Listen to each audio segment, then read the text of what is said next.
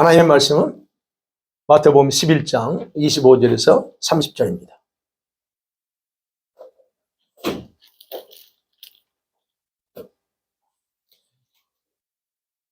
찾으셨죠? 마태복음 11장 25절에서 30절 교독합니다. 제가 25절 읽습니다.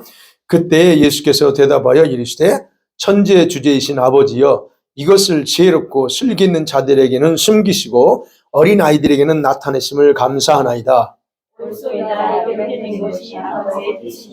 내 아버지께서 모든 것을 내게 주셨으니 아버지 외에는 아들을 아는 자가 없고 아들과 또 아들의 소원대로 계시를 받은 자 외에는 아버지를 아는 자가 없느니라.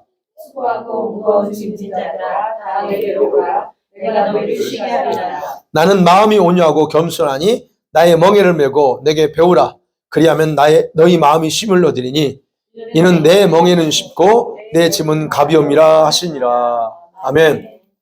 자, 오늘 말씀은 지금은 내 손을 잡아야 될 때다라고 하시는 말씀을 가지고 나눕니다.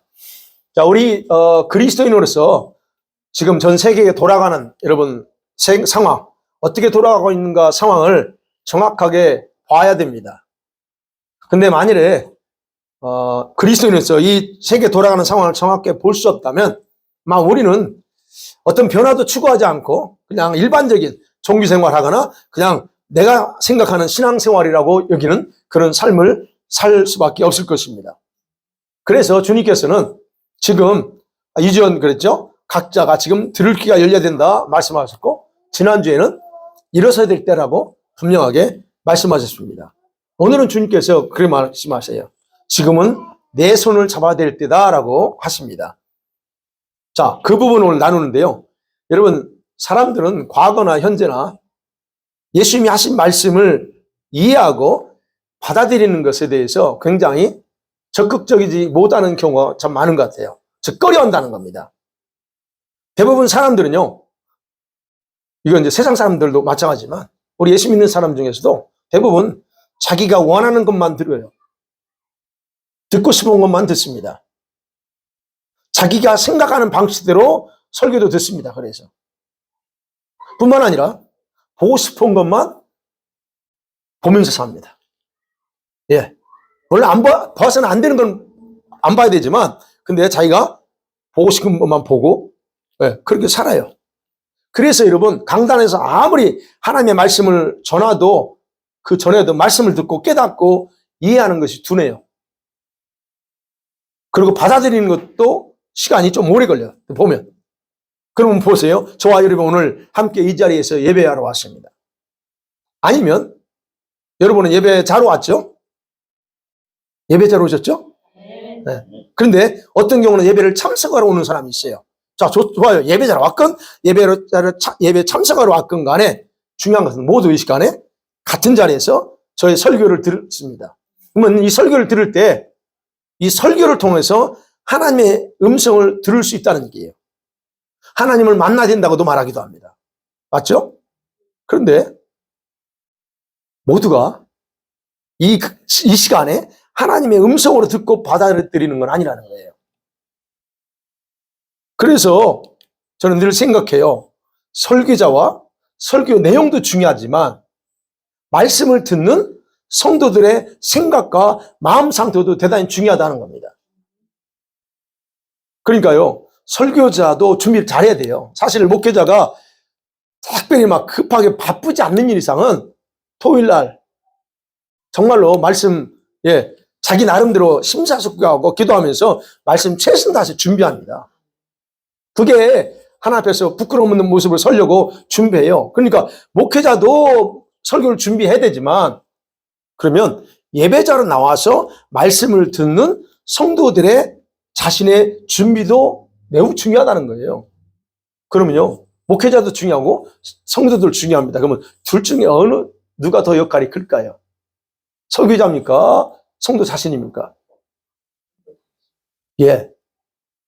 맞습니다. 그런데 대부분 성도들은요, 자신이 예배하면서 설교 듣고 은혜를 받지 못하면 자신을 탓하지 않습니다. 목회자 설교를 탓하거나 예배 분위기가 어떻고 오늘 찬양이 어떻고 별로 은혜가 안 됐어 라고 그런 탓을 합니다. 여러분 생각해 보세요. 설교자가 말씀을 잘 전달하지 못해요. 때로는 뭐 말이 둔하거나 그럴 수 있잖아요. 오늘 준비는 잘했는데 설교를 이렇게 전하는데 잘 전달하지 못할 수 있어요. 그러나 중요한 것은 그럴지라도 하나님 말씀을 전한다는 얘기예요.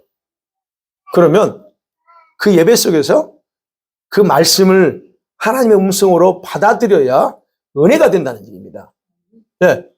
그러면 여러분과 생각해 보세요. 은혜 받았어요, 오늘? 그럼 은혜 받았다고 할 때 뭐 때문에 은혜 받았다고 그래요? 간략하게 요약하면 그래요. 설교에서 무엇인가 자신에게 임팩트가 있었다는 거예요. 깨닫거나 아니 뭔가 내가 전혀 생각지 않았던 부분을 이럴 때 은혜 받았다고 그래요. 그죠? 그러면 생각해 보세요. 아무리 훌륭한 능력 있는 유명한 목사님이 설교할지라도 하나님의 말씀과 음성으로 받아들이지 않는다면 오늘 나에게 들려주시는 하나님의 음성은 들을 수 없다는 겁니다. 네. 그러면 누가 더 중요하냐는 거예요. 네. 근데 이런 현상들이요. 오늘날만 그런 게 아니고 예수님 당시에 동일했어요. 예수님 때도 그랬다는 얘기입니다. 오늘 20절 내용을 보면 그래요. 예수님께서 갈릴리 지역 쪽에서요. 갈릴리 가보시면 갈릴리에 다닥다닥 마을이 붙어 있어요. 근데 그 지역에 여기서 나오는 고라신이라고 하는 마을이 있었답니다. 지금은 이름을 몰라요. 이 이름이 안 나와요. 베세다라는 이건 있어요. 베세다 또는 가버나움. 옛날 그 가버나움. 그 동네에서 갈릴리 주변에 있는 가버나움 그 동네에서 예수님이 많은 기적을 행했습니다. 많은 기적을 행하면서요. 왜? 자신이 하나님의 아들이라는 것, 자신이 하나님의 아들이라는 것을 보여주기 위해서 그런 기적을 행했습니다. 그런데 그 기적을 본 그 동네 사람들, 도시 사람들은 겸손하게 마음을 낮추고 회개하고 하나님께 돌아가지 않았다는 겁니다.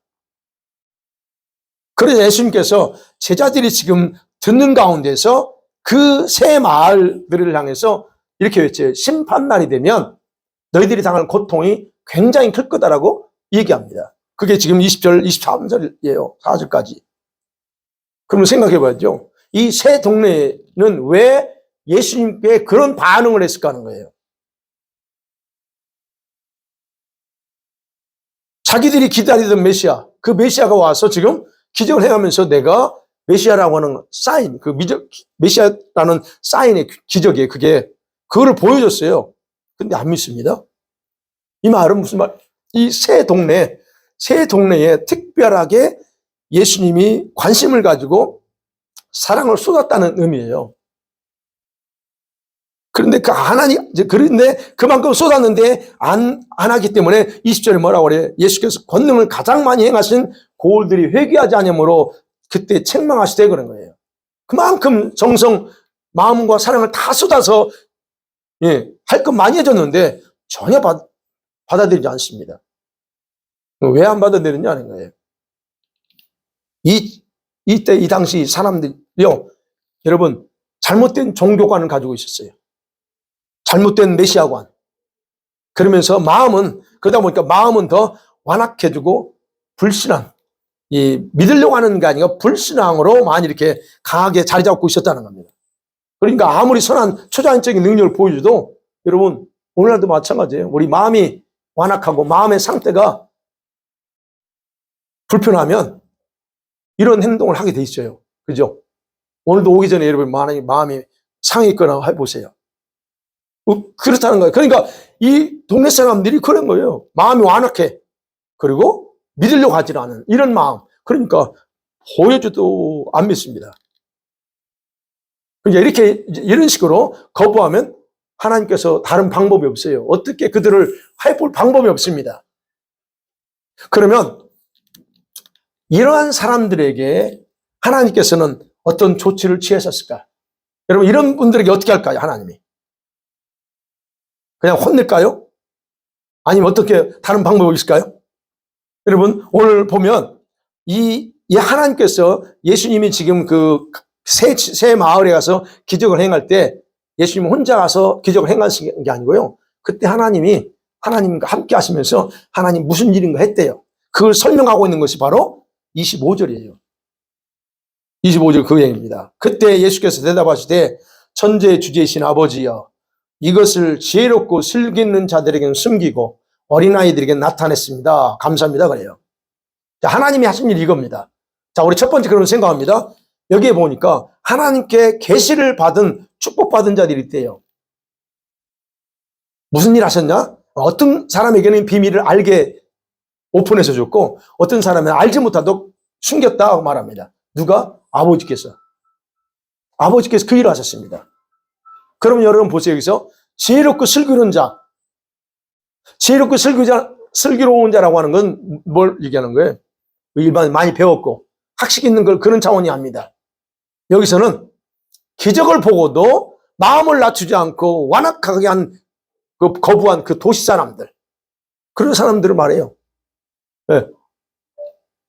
그들에게 여러분 예수님의 행위를 통해서 뭔가를 보여줬는데 하나님이 거부하니까 숨겼어. 그게 숨겼다는 얘기예요. 하나님이 일 안 하신 게 아니고 하시면서 감춰버렸다는 겁니다. 여러분, 우리가 이런 부분에서 굉장히 조심해야 되는 게 내 아집이 있습니다. 내 편견이 있어요. 각자가 있죠. 이는 이성적인 판단을 중시하는 그런 사람들, 지혜롭다고 하는, 거부하는 사람들, 그런 사람들에게 영적으로 깨달을 수 있는 지각을 열어주지 않았다 하는 겁니다. 네. 우리가 오늘도 같이 예배합니다. 이 예배하는 자리에서 성령이 동일하게 일하고 역사하지만 성령께서 내적으로 조명해 주지 않으면 여러분이요, 못 깨달아요. 그러니까 성령님 지금 같이 하시면서 일하고 계신다는, 그러니까 이런 성령의 내적인 조명이 없으면 여러분이 아무리 똑똑할지라도 그런 지적인 능력으로 이 하나님의 비밀을 깨달을 수가 없다 하는 걸 우리가 분명히 가르쳐 주는 거예요. 그러니까 그런 사람들은 하나님 숨겨요. 왜? 고집부리니까. 그렇다면 하나님 어떤 사람들에게 깨달을 수 있도록 이 내적인 지각을 열어주셨어요? 어린아이 그랬습니다. 어린아이들에게는 열어줬대요. 그럼 여기서 어린아이는 누구냐는 거예요. 나이 어린 아이들을 말하는 게 아니고 솔직하고 겸손한 자들이에요. 하나님 앞에서 솔직하고 겸손하고, 그리고 하나님을 의지하면서 주님의 가르침에 기뻐하는 사람들, 이 사람들을 가리켜서 어린아이다라고 말합니다. 그러니까 지혜롭다고 하는 사람들은 자기를 의지해, 자기가 똑똑하다는 거, 이거를 그래서 예수님 거부합니다. 그런데 어린아이는 안 그래요. 예, 자신의 무지를 깨닫고 오직 하나님께만 도움을 요청하는 사람들. 근데 이런 사람들을 구분했어요. 그러니까 그런 마음을 가지고 있는 자들은 오픈해서 하나님 알게 하시고, 거부하는 사람들은 딱 닫아버렸다는 거예요. 그러니까 중요한 것은 저와 여러분이 깨달을 수 있고 여러분이 이해가 될 수 있다고 하는 것은 얼마나 감사한지 모릅니다. 성령께서 그렇게 조명하고 계시고 하나님께서도 그걸 보고 듣고 이해하고 믿을 수 있도록 오픈해 주셨다고 하는 것. 이건 엄청난 은혜죠. 그러니까 여러분 보세요. 저와 여러분이 내 마음을 어린아이처럼 솔직하고 겸손하게 낮췄기 때문에 이런 은혜를 주신 거예요. 결론은 그렇게 나오는 거예요. 여러분과 제가 얼마나, 그렇죠? 그 마음. 근데 아직도 내가 믿지 못한다. 그렇다고 하면 어떡해요? 안 믿어진다고 그러잖아요. 그런 사람들은 하나님께 문제가 있는 게 아니고 자기 내면에 마음에 고집이 있어요. 안 믿으려고 하는 고집이 내면에 고집이 깔려있고 완악함이 깊숙이 자리 잡고 있어요. 어떤 방해하는 부분이 자기 속에 있다는 거예요. 그러니까 그것 때문에 하나님께서 열어주지 않았다는 결론을 내리는 겁니다. 그러면 어떻게 해야 돼요? 그래서 회개해야 되는 거예요. 그걸 안 믿어지면.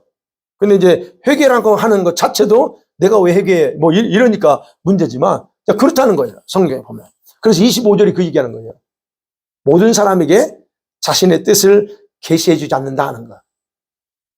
그러면 이제 여기서 우리가 또 생각해 보죠. 아니, 하나님은 기본적으로, 하나님은 은혜는 모든 사람에게 흘러가서 모든 사람이 깨닫고 하나님 앞에 돌아오고 그 은혜 가운데 살기를 원하는 게 그 하나님 마음 아니에요? 근데 오늘 25절 말씀 보면 그게 아닌 것처럼 보이잖아요, 지금. 어떤 사람은 닫아버리고 어떤 사람은 열어줘. 아닌 것처럼 보이잖아요. 그럼 이게 올바를까? 근데요, 우리가 그런 질문을 할 수 있거든요. 근데 예수님께서 뭐라고 말씀하시는가 보세요. 26절 뭐라고 그래요? 옳소이다. 이렇게 된 것이 아버지의 뜻입니다. 아니래요. 나는 그렇게, 아니, 하나님 어떻게 그럴 수 있어요? 공평하지 않잖아요? 누구에게는 닫아버리고 누구는 열어줍니까? 우리는 그렇게 생각할 수 있는데 예수님 뭐라고? 절대 아니래요. 하나님이 그렇게 하시는 것은 정당하고 가장 잘한 일이래요. 그게 하나님 뜻이라는 거예요. 네. 다른 말 우리식으로 그게 바로 그렇게 하시는 것이 하나님다운, 좀 표현이 그렇지만 하나님다운 행동입니다라는 거예요. 아니, 왜, 뭐에서 그런 것을 예수님이 그렇게 표현하실까요? 여러분, 하나님은 공의대로 행하십니다. 맞죠? 하나님은 공의예요. 그럼 하나님의 공의가 뭘까요? 마음이 완악하고 마음에 자꾸 믿으려고 하지 않는 그런 사람들한테 공의가 어떻게 흘러가야 돼요? 똑같은 얘기예요. 마음을 겸손하게 낮추는 사람들은 하나님께서 자신을 나타내죠. 성경에 나오잖아요. 겸손한 자를 높이고 그를 만나줘요. 그게 하나님 공의야. 그러니까 그들에게는 자신을 나타내고 교만하고 완악한 자들은 그냥 그 반대로 내버려 둔다는 거예요. 그게 하나님의 공의라는 겁니다. 네. 그렇다면요, 하나님께서 일방적으로 누군가 너는 완악해지고 너는 어린아이처럼 이렇게 지명해서 되는 건 아니라는 거예요. 오해하면 안 돼요. 네. 자, 이것을 예수님께서 좀 더 구체적으로 알려주기 위해서 여러분 27절부터 다음과 같이 설명해요. 그러면서 동시에 어떤 사람이 이 하나님의 계시를 받는 축복을 받았는가 그걸 설명합니다. 그러면서 동시에 이 누구나 이 축복은 계시를 오픈해주는, 그래서 깨닫고 이해가 되는 모든 것, 이 축복은 누구나 받을 수 있다고 마지막으로 가르칩니다. 27절에 있죠. 이렇게 말합니다. 주님이 아버지께서 나한테 다 줬어 그럽니다. 내 아버지께서 모든 걸 내게 주셨다 그럽니다. 이건 뭘 주셨을까요? 구원에 대한, 세상에 대한 모든 구원과 통치권을 하나님께서 나한테 줬어. 근데 이거는 아무도 모른대요. 이거 주셨다는 거 아무도 몰라요. 그 27절 그렇죠? 내게 다 주셨는데 아버지 외에는 내가, 아들인 내가 누군지를 모른다. 그 말씀하세요. 그러니까 아버지만 하신다는 거예요. 그 말은, 이 말은 좀 풀어 말씀드리면 아버지와 아들인 예수님은 둘이 아니고 하나로 연합되어 있다는 표현이에요. 그러니까 연합되어 있기 때문에 아들이 아버지를 잘 알고 아버지는 아들에 대해서 너무 잘 안다. 그러니까 이건 기본이죠. 그 얘기합니다. 근데 그 다음에 이제 중요한 거예요. 근데 그 다음에 아들과 또 아들의 소원대로 계시를 받은 자 외에는 아버지를 아는 적 없대요. 자, 그러면 아들의 소원대로 계시하여 주고 싶은 사람이 있대요. 근데 그런 사람들만 아버지가 누군가 안대요. 바로 이들이 누구냐는 거예요. 이들이. 예, 예수님이 이 지상에 수많은 사람들이 80억이죠. 지금은 80억의 사람이 있는데 그 모든 사람들에게 아버지를 다 알려주고 싶어. 그런데 다가 안 돼. 근데 어떤 사람들한테 예수님이 알려주고 싶은 사람들이 있대요. 누구냐는 거예요. 근데 성경에서 분명히 특별한 자들이 아니야, 그것들. 그리고 특별히 이 사람 저 사람 지정해 놓은 사람도 아니야. 그래서 말합니다. 여기 있죠? 아들의 소원대로라고 하는 단어 있어요. 소원대로. 그런 예수님이 하기를 원하는 자라는 뜻이에요. 즉 자신의 의지적으로 이런 사람들에게 오픈해주고 싶은 그런 소원. 그러면 예수님께서 의지적으로 오픈하여 보여주고 싶은 사람들 외에는 하나님이 알 수 없다고 그러면 이 사람들이 누구냐는 거예요. 지정된 사람이 아니에요. 특별한 사람이 아닙니다. 그것을 그래서 28절에서 말하는 거예요. 28절 같이 한번 볼게요. 시작. 수고하고 무거운 짐진 자들아 다 내게로 오라 쉬게 하리라. 예, 이 말씀 너무 잘 알죠. 어떤 사람한테 오픈해 주겠대요? 수고하고 인생의 수고와 무거운 짐 때문에 괴롭고 힘들어하는 자들, 그들에게 내가 계시해 주겠대요. 그래서 말합니다. 여기서 수고하고라고 하는 단어, 헬라어 단어는 그거예요. 스스로 많은 일들을 하면서 계속 피곤에 지쳐 있는 상태를 말해요. 그렇죠. 우리가 이제 살면서 우리 각자가 하는 일 많죠. 근데 그것 때문에 수고하고 힘들어. 이런 사람도 오라. 그러면서 그들에게 오픈해 주겠다. 그 다음에 무거운 짐진 자 그랬죠. 이 무거운 짐진 자 헬라어 뜻은 그래요.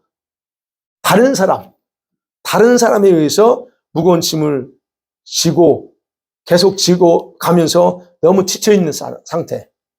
예, 우리가 일하면서, 사역하면서, 그죠? 내가 만드는 일이 아니고 다른 사람에 의해서, 다른 사람의 일을 하면서 이런 부분들이죠. 근데 이런 것들이 역시 눌려있고, 그 무거운 짐 때문에 고통스러워합니다. 힘들어합니다. 이런 것도 포함돼요. 또 하나는 우리의 죄와 염려로 인해서 또는 육체적인 어떤 의무감 때문에 짓눌려 있는, 나를 짓누르고 있는 모든 것들이 다 여기 수고하고 무거운 것, 여기 다 포함되는 겁니다. 바로 이런 것 때문에 힘들어하는 사람들에게 예수님께서는 계시하여 주고 싶다 하는 겁니다. 왜 그럴까요? 왜 그들만 계시해 줘요? 그들은 마음이 상한 상태에서 고통스러웠기 때문에. 그래서 주님 마음이 상한 자를 주님 가까이 하시고 마음이 상한 자를 만나서 치료하려고 하시는 그렇습니다. 그러니까 잘 건강하게 사는 사람에 대해서도 관심 갖지만 사실은 지금 길거리에서 외면당하고 있는 호미스나 이런 사람들에 대해서 주님은 그들을 더 만나고 그들을 치유하고 회복시키고 하셔요. 그래서 주님은 이런 사람들에게 오픈해주고 그들을 만나주고 싶어 하신다는 거예요. 자, 이런 사람들이 복받은 자들이죠. 그 다음에 그 두 번째, 바로 이런 사람들을 향해서 초대장을 내밉니다. 초대장. 그렇게 하나님께서요, 지금까지 힘들어하는 저와 여러분을 보시고 초대장을 내미는 거예요. 어떤 초대장이요? 다 내게로 오라 그런 겁니다. Come to me. 그래요. 다 내게로 오라. 그리고 take my hand. 그래요. 내 손을 잡아라. 다 오라는 말이요. 내 손을 잡아라는 거예요. 지금 여기서. 내게로 오라. 그리고 내 손 잡아. 그리고 내가 너의 무거운 짐을 같이 지고 그리고 너를 쉬게 만들어줄게 하는 겁니다. 여기서 안식이라는 말, 쉰다고 하는 단어는 죄로부터 해방입니다. 삶의 무거운 짐에서 해방을 의미합니다. 염려와 고통에서 자유를 누리게 해주겠다는 거예요. 자, 이러한 초대장을 받은 사람들이 일반적으로, 여러분, 우리는 이제 예수님 믿으니까 아이고 감사합니다. 얼른 가겠죠. 근데 그렇지 않은 일반적인 세상 사람들은 어떻게 반응할까요? 다 와. 너희가 가지고 힘들지. 내가 다 대신 져주고 같이 지면서 내가 너를 좀 편하게 해줄게 라고 이렇게 얘기하지만 일반적으로 세상 사람은 어떻게 반응하냐. 그들이 과연 예수님은 내 인생 모든 문제를 진짜 책임져주고 안식할 수 있는 분일까? 라고 확실하게 인정하고 다가올까? 거의 그러지 못합니다. 왜 그러지 못할 것 같아요? 저는 말씀 연구하면서 그랬어요. 사람들이 왜 진짜 이런 휴가하고 무거운 짐 다 오라 하면서 쉬게 또 안식을 주겠다고 하는데도 사람들이 안 갈까를 생각해 보세요. 그게 이런 거라고 생각했어요.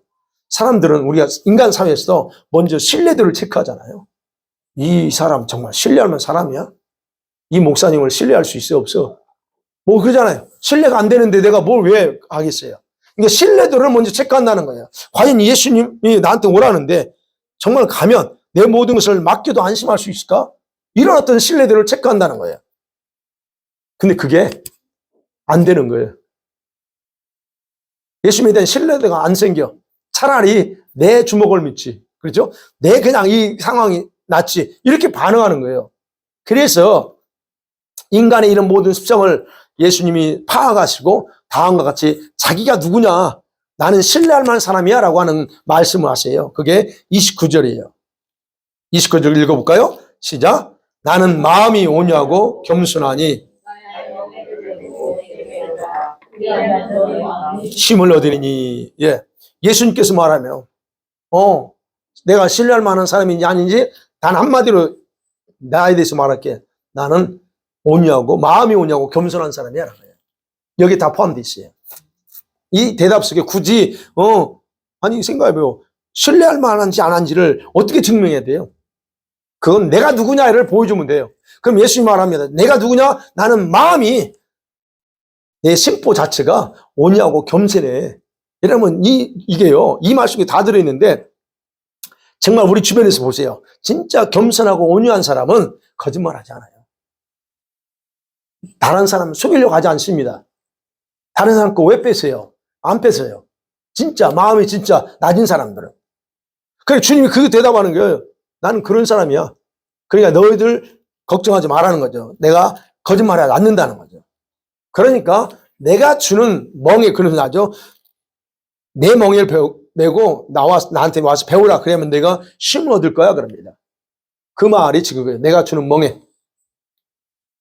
자, 여기서 이 말씀 속에서 우리가 여기까지 보면서 그러면서 내 멍에는 쉽다고 그러죠. 가볍고. 그 말씀 두 가지 우리가 생각해 봐야 됩니다. 그 중에 하나는요.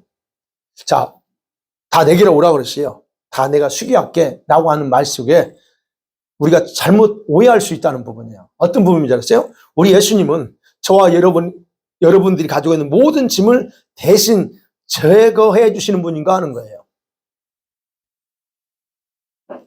우리의 모든 문제 제거해 주시니까요? 그분이 제거해 주시나요? 예수님은요, 우리 인간이 살면서 져야 될 모든 짐을 완전히 제거해 주겠다고 약속하지 않았습니다. 우리가 지고 있는 인생의 짐은 없어지는 게 아니에요. 우리가 죽을 때 벗어버릴 수 있는 게 우리 인생의 짐이에요. 무거운 짐은. 근데 그거를 제거하겠다고 그건 약속하지 않습니다. 그렇다면 어떻게 해요? 어떻게 하면 그 무거운 짐을, 인생의 짐을, 내가 죽을 때까지 인생의 짐을 가야 된다면 그 짐을 편하고 가볍게 지고 갈 수 있느냐, 그 방법을 아는 게 중요하다는 거죠. 그렇기 때문에 우리가 예수님께 가면 모든 문제들이 사라진다거나 모든 고난이나 어려움이 전부 제거되게 해주는 건 아니다 하는 거예요. 그럼 뭐 어떻게 하세요? 예수님은 이런 문제들, 고난을 잘 극복하고 헤쳐나갈 수 있도록 지혜를 주시거나 내적인 힘을 주심을 통해서 우리에게 일하세요.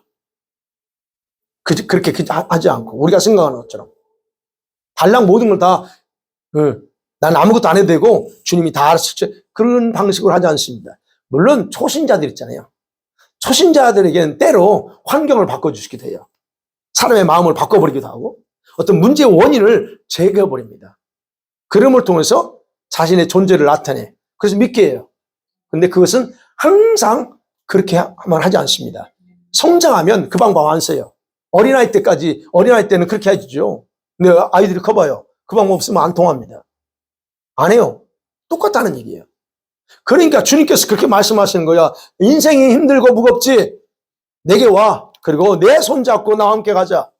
그러면 내가 너와 함께 내 짐을 져줄게 하는 걸로 이해하셔야 돼요. 나도 지어요, 이 짐을.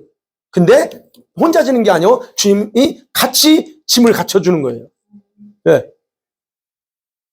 그러면 뭐라고 그래요? 그렇게 되면 너는 안식과 평안을 얻게 된다라고 그렇게 말씀하시는 거예요. 그러니까 너가 할 일은 뭐냐? 나한테 와서 나의 멍에가 뭔지 알고 그 멍에를 메고 내게 배워 얘기하는 거예요. 그렇게 되면 사실은 현재 우리가 고민하는 이 모든 것들은 풀어진다는 거예요. 여러분, 우리가 살면서 일하다 또 살면서 피곤하고 공부해질 때 있잖아요. 사람이니까 외로울 때 있잖아요. 이럴 때 어떻게 해야 돼요? 네 고집대로 살지 말고 내 손 잡고 나 의지해봐 하는 얘기예요. 예. 우리가 일반적으로 그랬잖아요. 힘들면 누군가의 도움을 받고 싶어 하고 때로는 의지하고 싶은 마음이 있죠. 그게 당연한 거예요. 그건 나쁜 게 아니에요. 당연합니다. 그러면 그렇게 힘들어하는 사람이 있으면 여러분 도와주셔야 돼요. 예, 도와줘야 돼요. 그리고 그렇게 또 때로는 도움을 필요로 할 때 도와줄 뿐만 아니라 또 도움 필요하면 요청도 해야 돼요. 여러분과 제가. 그런데 그것에 대해서 그렇게 하지 않아. 아니 힘들어 죽은 눈이 보이는데 말을 하면 도와주고 싶은데 말도 안 하네. 그럼 어떻게 해요? 이런 사람들은요. 자기 고집이 강한 거예요. 보면 가만히 그런 사람 보면 마음이 완악해요. 자기 의가 강해. 아 괜찮아 나는 뭐 괜찮아요. 뭐 괜찮겠지. 근데 본인이 너무 고통스러우는데 괜찮대 자기는. 네. 왜 그러냐? 이런 것들이 결국은 자기 의가 강해요. 근데 이런 분들에게 보면 해결책이 있는 게 아니에요. 해결책이 없는데도 그냥 혼자 지고 끙끙거려. 이런 거. 이게 바로 반항적인 태도예요. 반항적인 태도. 여러분 혹시 그런 거 아니죠? 주님께 내놓으세요. 주님 나 이거 안 돼. 내가 그러면서 하시면 됩니다. 자, 여기서 그러면서 보죠. 멍에를 맨다고 그랬잖아요. 29절 나의 멍에를 메고 그랬어요. 그 멍에를 맨다고 하는 표현은요. 유대인 사회에서 선생님과 제자들 사이에 이렇게 관계를 가리킬 때 표현하는 거예요. 관용적인 표현이라는 거예요. 아버지와 아들, 뭐 그 아버지 그 아들 뭐 있잖아요. 이런 것처럼 스승과 제자 이런 걸 표현할 때 하는 거예요. 그러면 이때 여기서 멍에라고 하는 것은 그 선생님의 가르침을 가리켜 멍이라고 합니다.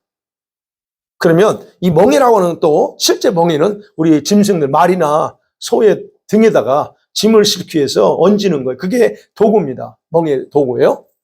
그러면 그 당시 팔레스타인에서는 여러분 논을 갈거나 밭을 갈 때 또는 돌을 옮기고 갈 때 말 한 마리 또는 낙타 하나 또는 이게 소 하나만 하지 않아요. 항상 그 짝을 이뤄요. 두 마리 페어를 해서 그래서 같이 이야기해요. 그러니까 두 마리가 송아지 두 마리가 함께 매여서 가게 하는 거예요. 그래서 밭을 갈 때도 그래야 지치지 않게 서로 그게 바로 이 멍이라는 거예요. 그러면 그렇다고 하면 여러분 예수께서 주신 멍에를 맨다고 하는 말은 그거예요. 물론 예수님의 가르침을 따라서 사는 것도 말하지만 동시에 예수님과 함께 메고 가는 것을 의미한다는 거예요. 나 혼자 매는 게 아니고 또 예수님 혼자 매는 게 아니고 같이 매는 거예요. 그게 멍이라는 거예요. 이런 것처럼 여러분이 예수님을 거부하지 않고 그분께 나가면 이런 경험을 놀라운 경험을 할 수 있다는 거예요. 자, 이런 경험을 하게 되잖아요. 그러면 여러분과 저는 하나님이 어떤 분인가 자동적으로 알게 돼요. 굳이 믿으라고 하지 않아도 자동적으로 믿어져. 왜? 그분을 만나봤거든. 내가 그걸 이렇게 경험해봤거든요. 바로 이것이 예수님이 우리를 향해 가지고 온 소원이에요. 내가 이런 메시아라는 거, 이런 하나님이라는 걸 좀 제발 알았으면 좋겠다 하는 거, 이게 소원이에요. 저와 여러분이 그거 알고 있죠? 이 소원은 성취되어 있어요. 그리고 그걸 알려주고 싶은 사람이 저와 여러분이야. 그렇다면요, 여기에서 또 생각할 건 예수님의 역할이 중요할까? 내 역할이 중요할까? 누구의 역할이에요? 제가 늘 강조합니다. 예수님의 역할은 이미 준비되고 완성되어 있습니다. 모든 은혜를 주시려고 다 준비돼 문도 열어놨어요. 축복 오면 치유의 문, 재정의 문, 모든 은사의 문 다 열어놨어요. 근데 문제는 내 역할이 필요합니다. 내 역할만 남았다는 거예요. 그러니까 이런 것들도 역시 내 역할, 내가 거기에 들어가서 하면 된다는 거예요. 그 다음에 이제 멍에에 대해서 좀 봅니다. 이 멍에가 뭐냐는 거예요. 멍에 아까는 간략하게 표현했지만 멍이라는 걸 멍에가 뭘까라고 이제 묵상하면서 이게 왜냐하면 30절에 보면 내 멍에는 쉽고 내 집은 가볍다고 그랬잖아요. 그래서 멍에를 뭘로 표현해야 될까라고 하는데 영어 한 단어가 생각났어요. 백팩 있죠. 등에 메고 다니는 백팩. 인생의 무거운 짐을 담을 수 있는 그런 백팩과 같은 게 멍에다라고 생각하시면 돼요. 여러분, 이 백팩은 가볍고 메고 가기가 편해야 돼요. 여러분이 등산하거나 어디 갈 때 무거운 그 자체가 무거운 거 하고 가면, 그죠? 그 자체에서 2kg, 3kg 나가. 아이고, 그거 다른 데 짐 실어야 된대. 그러니까 그게 편한 걸 해야 된다는 거예요. 그러니까 그 멍에가 그거가 같다. 그렇다면 성경에서 멍에가 뭐냐에 대해서 구체적으로 우리에게 쉽게 언급하고 있는 것이 요한일서 5장 3절입니다. 거기 보면 하나님을 사랑하는 것은 이것이니 그래요. 하나님을 사랑하는 건 이것이다. 뭘까요? 그의 계명들을 지키는 것이다 그래요. 하나님을 사랑하는 것은 이것이니 그의 계명을 지키는 것이요 그랬어요. 그러면서 말합니다. 그의 계명들은 무거운 것이 아니다 그래요. 그 계명은 지키고 따라 살기에 무거운 게 아니래요. 그럼 그 계명이 뭘까? 이웃사랑이에요. 하나님 사랑입니다. 간단하게 표현하면. 계명. 여러분 그렇게 생각해 봐야죠. 이렇게 분명히 이 계명은 이웃을 사랑하고 하나님을 사랑하는데 가볍대요. 무겁지가 않대요. 마치 멍이니까 가벼운 거. 근데 왜 삶을 살아갈 때 무겁게 느껴지냐는 거죠. 왜 하나님 말씀을 대할 때마다 이렇게 무겁게 느껴지냐는 거죠. 내 인생을 살면서 하나님의 자녀로 살면서. 여러분과 저의 인생의 고달픔은 다른 게 아닌 것 같아요. 하나님을 사랑하지 않고 살기 때문에 이런 문제가 발생한다라고 저는 생각해요.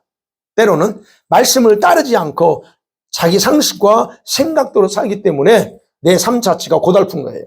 무거운 거예요. 아니, 생각해 보세요. 사랑하는 거, 하나님을 사랑하는 이것이니 그의 계명을 지킨다고 그랬어요. 그러면 여러분, 말씀 따라 사는 것이 이게 하나님 사랑하는 건데, 여러분 보세요. 여러분 자녀를 사랑하는 게 무겁습니까? 여러분 자녀는 남편을 사랑하는데 무거워요? 힘들어요? 버거워요? 그거 짐이라고 생각하시나요? 우리는 전혀 생각하지 않죠. 그죠? 당연한 거죠. 아이를 사랑하고 남편을 사랑하는 건 당연한 겁니다. 근데 이게 똑같은 얘기예요. 하나님을 사랑하는 건 이것이다. 뭐냐? 계명을 지키는 거예요. 근데 우리는 이 하나님 사랑하는 데서 또는 계명 말씀을 지키는 것에는 너무 무겁다고 느껴져요. 너무 무겁다. 부담감이 느껴져. 무거운 짐처럼 느껴진대요. 왜 그래요? 자연스러워야 되는데. 하나님 말씀대로 살고 그 계명을 지키고 사는 것이 자연스럽게 나가야 되는데 왜 나한테는 무겁게 느껴지냐는 거예요. 왜 그럴까요? 여러분에게는 훈련된 분들은 아닐 수 있어요. 근데 왜 그럴까? 보편적으로 생각하면 한 번도 그 말씀하신 대로 살아본 적이 없었기 때문에 먼저 부담감을 갖게 되는 거라는 생각이 들어요. 먼저 부담이 와. 이렇게 살아야 돼. 그러면 부담 와. 그러니까 난 무겁다고 생각해. 어떻게 원수를 사랑해요? 여러분 원수 지금까지 살아오면서 원수라고 생각하는 사람이 있었죠? 있죠 지금도? 보세요. 그런 분들 지금 없다 하면 아니 과거에는 있었지 않았어요? 과거에는 있지 않았어요? 근데 지금은 없어. 근데 어떻게 그거가 지금 과거에는 원수였는데 지금은 원수가 아니고 지금은 그냥 이렇게 됐을까? 네. 그러니까 여러분 그거예요. 그런 것에 대해서 부담이 없어요. 지금은. 그런 사람이 또 올지라도 이제 부담이 없어요. 왜? 한번 해봤거든. 여러분 우리가 초행길을 가려고 하는 저 멀리 다른 나라를 가든 다른 가보지 않는 지역을 가려고 하면 어떻게 해요? 안 가봤기 때문에 가본 적이 있기 때문에 굉장히 긴장합니다. 그래서 만반의 준비를 다 합니다. 근데 사실 이제 준비하고 가봤어. 한번 가보면 어떻게 이제? 그 다음에는 네, 똑같아요. 아무것도 아니네 이거예요. 그 다음부터는 편하게 마음을 먹죠. 또 그때는 올리라는 거예요. 그러니까 사랑하는 것이 실제로 해봐야 돼. 그리고 말씀을 계명을 지키는 것도 무거운 게 아니고 그냥 해보면 자연스럽게 돼야 된다는 거예요. 그러니까 여기서 그러죠. 내 멍에 예수님의 가르침 이 말씀을 그대로 메고 살아보는 거. 그래서 여기서 메고 그랬죠. 내 멍에를 메고 배우라 그랬어요. 이 멍에를 메고 배워야 해요.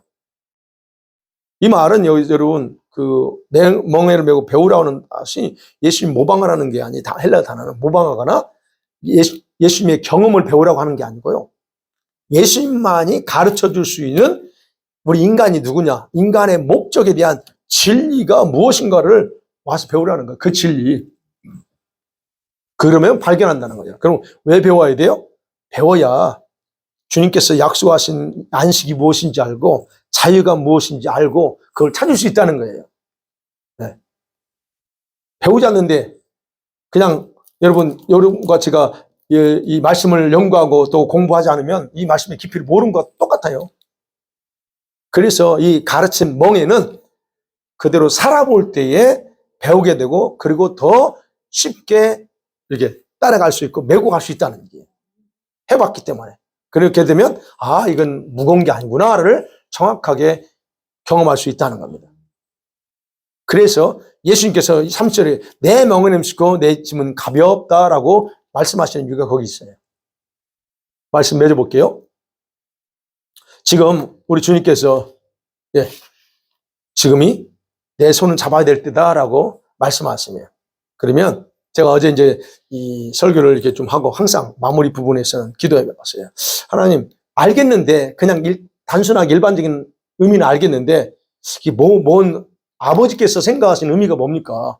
내 손 잡아야 될 때라는 의미. 딱 두 가지를 주시더라고요. 기도하는데 그냥 곧바로 나한테 이 가슴에서 올라요. 두 가지. 하나는 뭔 줄 아세요? 나를 아버지로 인정하며 살라는 거야. 라고 해요. 내 손 잡아.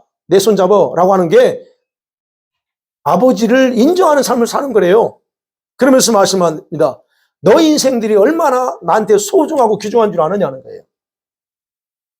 내 손을 잡고 그러한 소중하고 귀중한 인생이 내 손을 잡고 가지 않으면 비참하고 슬픈 결과를 만들어 라는 것이에요. 그러니까 내 손 잡으래요. 그게 의미래요. 우리 각자에게. 또 하나 두 번째는 그 말씀이었어요. 혼자 가지 말고 나와 함께 가자는 의미예요. 이게 뭐예요? 동행하자는 거예요, 제가. 네. 혼자 가지 말고 나와 함께 가. 그러면서 동시에 저한테 주셨던 게 앞서지도 말고 뒤처지지도 말고 나와 보조를 맞춰 가자는 거예요. 그 의미였어요. 그럼 이거를 제가 이거는 제가 묵상하죠. 그러면 이거 동행이에요. 그래서 제가, 동행이 뭡니까? 또 다른 의미가 뭐였어요? 서로 간에 합의하에 가는 거라고 했죠. 동행은. 합의하에. 그게 걷는 거야. 그렇다면, 동행은 함께 걸으면서 내가 돌발 행동하지 않는 것. 그리고 내 자리를 이탈하지 않는 삶이 바로 동행이다.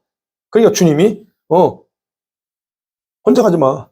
나와 같이 보조를 맞춰가자 하는 그 부분이에요. 이게 바로 이 내 손을 잡아야 될 때라고 하는 그런 의미라고 주님이 분명히 두 가지를 주셨어요.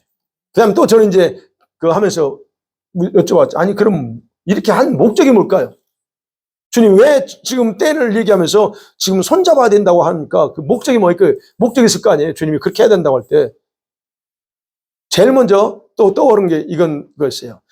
우리 예배 드리는 우리 성도들 중에 누군가는 지금 이 시간 말씀을 듣고 지금 그 아버지의 손을 잡아야 될 기회구나라고 하는 생각이 들었어요.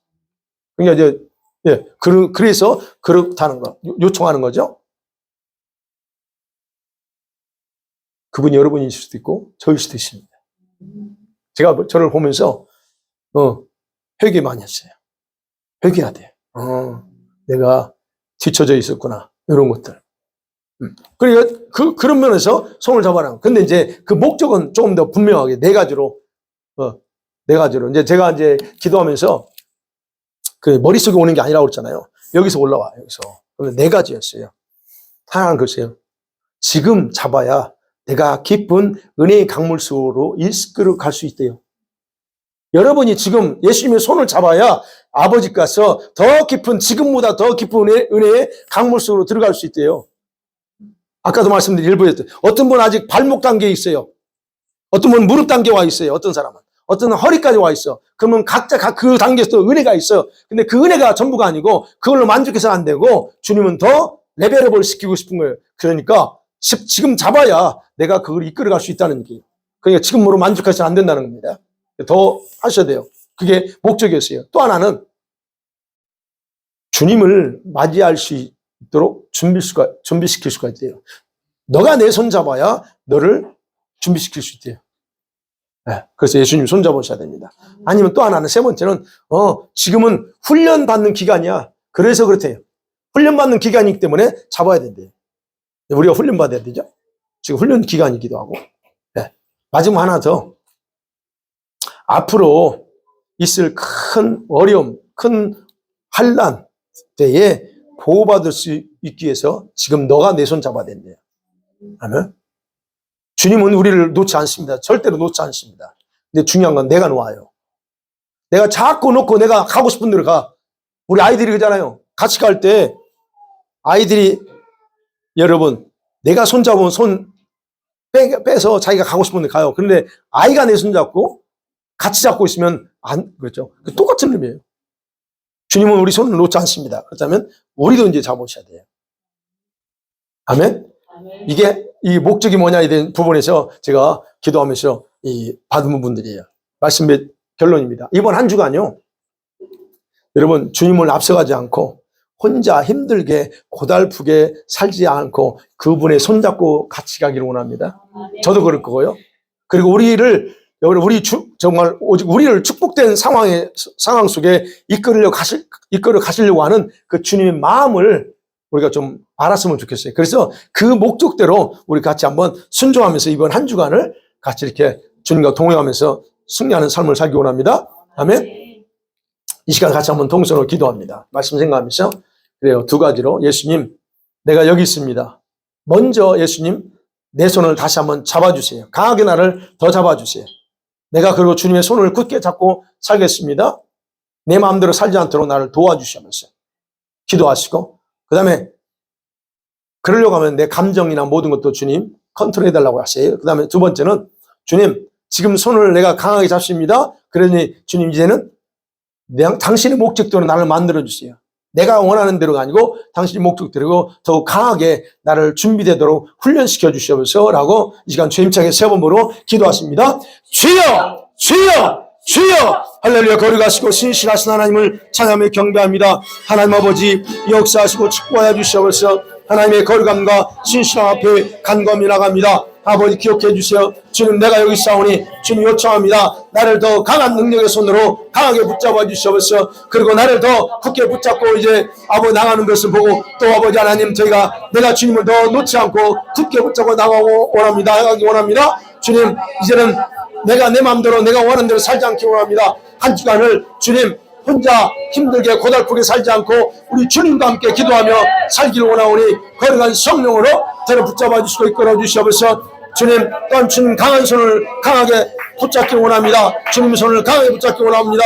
그러기에 이제 나를 이끌으시되 주의 목적대로 나를 만들어 주세요. 내가 원하는 대로 만들지 마시고 주님이 원하는 목적대로 만들어 주시옵소서. 그리고 더 강하게 준비되도록 하나님 훈련시켜 주시옵소서. 앞으로 있을 큰 어려움이 올 때 아버지 내가 그 어려움에서 버텨나가고 이겨나갈 수 있도록 강한 힘과 능력을 허락해 주시옵소서. 뿐만 아니라 아버지 하나님 더 깊은 은혜의 강물 속에 은혜의 강물 속에 들어가도록 이끌어주고 축복하여 주시옵소서. 새롭게 하는 은혜가 넘쳐나게 도와주시옵소서. 그렇게 역사하시길 원합니다. 충만하게 하여 주시옵소서. 주님을 높입니다. 영광 받아 주시옵소서. 하나님 아버지 감사합니다. 아버지 하나님 주님 저희들이 여기 있습니다.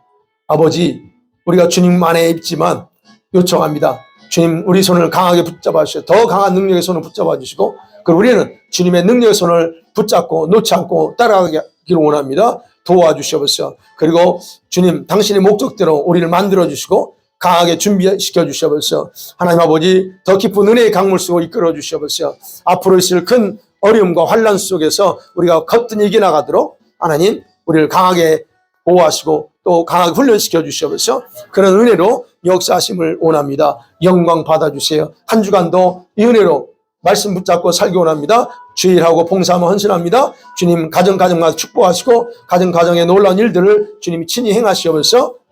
지금은 우리 주 예수 그리스도의 은혜와 하나님 아버지의 무한하시고 풍성하신 사랑하심과 성령님의 감동하시며 교통하시며 이끌어가시는 은혜가 오늘도 하나님 앞에서 새롭게 결심하고 다시 한번 한 주간을 주님과 동행하고자 결심하고 나가는 사랑하는 모든 성도들 머리 위에 그들의 가정과 직장과 하는 일 모든 위에 사역 위에 지금부터 영원토록 함께 하실지어다. 아멘.